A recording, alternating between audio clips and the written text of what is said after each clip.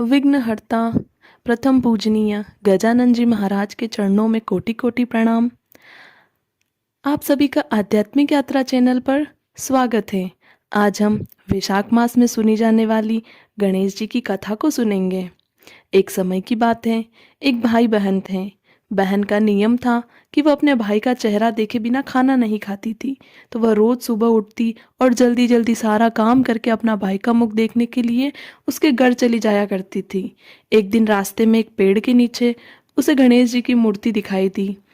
उसने भगवान के सामने हाथ जोड़कर कहा कि मेरे जैसा अमर सुहाग और मेरे जैसा अमर पीहर सबको दीजिए।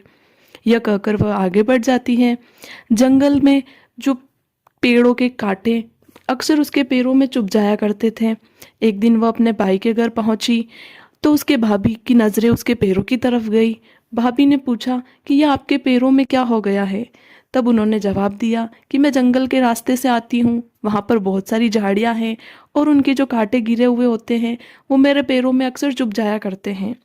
तो ये बात उसने भाभी ने ये सारी बात अपने पति से कही कि आप जो वो जंगल का रास्ता है उसे साफ करवा दीजिए, क्योंकि आपकी बहन जब भी वहाँ से आती हैं तो उनके पैरों में बहुत सारे कांटे चुभ जाया करते हैं।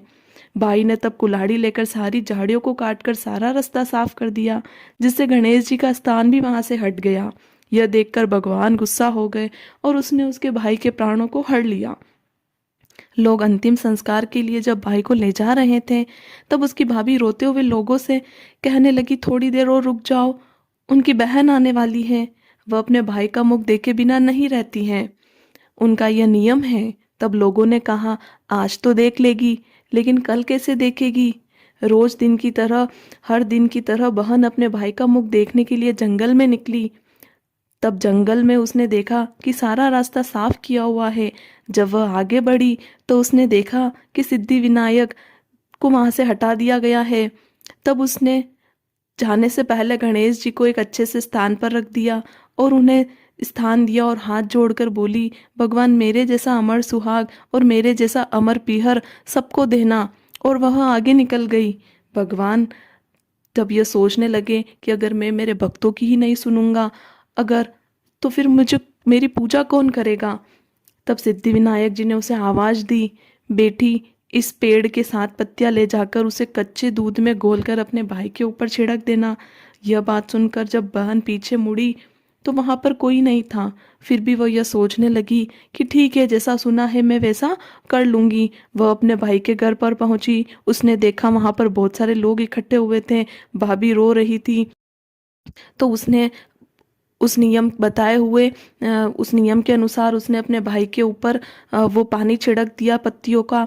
तब भाई उठकर बैठ गया। भाई बोला बहन से, बोला मुझे बहुत गहरी नींद आ गई थी। तब बहन बोली, यह नींद किसी दुश्मन को भी ना आए। और उसने सारी बात अपने भाई को बता दी।